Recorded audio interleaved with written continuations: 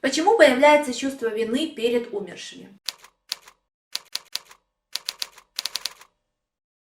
Мой ответ следующий. Ровно по той же причине, по которой чувство вины появляется перед живыми и неживыми, и мертвыми, и придуманными людьми, и реальными людьми, и абстрактными объектами и так далее.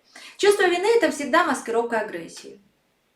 То есть такой перевертыш, который позволяет не чувствовать агрессию, но как-то с этим чувством быть, да, потому что любое чувство внутри, оно, мы не можем полностью его игнорировать, иначе начинается психосоматика и прочие вещи. Так вот, одним из распространенных способов справиться с агрессией внутренней, это есть проживать ее как вину, да, чувствовать себя виноватым. Почему и как это связано с умершими, и почему действительно часто вина обостряется, когда уходят близкие люди? Это происходит по причине того, что на глубинном психическом уровне, внимание, глубинном, да, глубинном это значит супер иррациональном, том, который мы практически не чувствуем или где-то очень-очень эпизодически какие-то отголоски из этого глубинного мира доходят до сознания. То есть это такой младенческий уровень.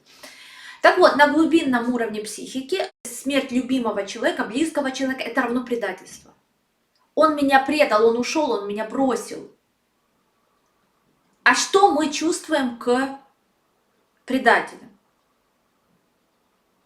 Да? Что мы чувствуем к людям, которые нас бросили? Конечно же, агрессию. И вот эта агрессия, она начинает, опять же, как злиться, тем более, если человек умер, да, об умершем либо ничего, либо хорошее. И тогда вот эта вот агрессия, она начинает чувствоваться человеком в виде чувства вины. Потому что вообще игнорировать чувство, еще раз, это очень сложно, очень энергозатратно. И наша психика старается вот каким-то образом с этим обойтись. Второй момент с чувством вины связан и с умершими людьми. Это то, что чувство вины позволяет контролировать. Смотрите, очень распространенная история, когда, например, умер муж, и жена говорит: вот, если бы я настояла полгода назад, чтобы он пошел проверился, он же говорил, что что-то там покалывает в правом боку, а вот если бы я настояла, если бы мы пошли, и если мы пошли бы к другому врачу, а если бы вот эти таблетки, а если бы то-то, все было бы хорошо, и я виновата. Что делает на самом деле таким образом психика? Пытается взять контроль над ситуацией. Потому что такое смерть? Это то, что мы не можем контролировать. И для психики, еще раз, для глубинной психики, глубинных слоев, это очень-очень тяжело. И мы всеми средствами пытаемся каким-то образом этот контроль установить, хотя бы постфактум. Что как будто бы я на это влияю, да, я могу найти какие-то таблетки, я могу найти каких-то врачей, я могу заранее вот такие вот осмотры пройти и контролировать смерть.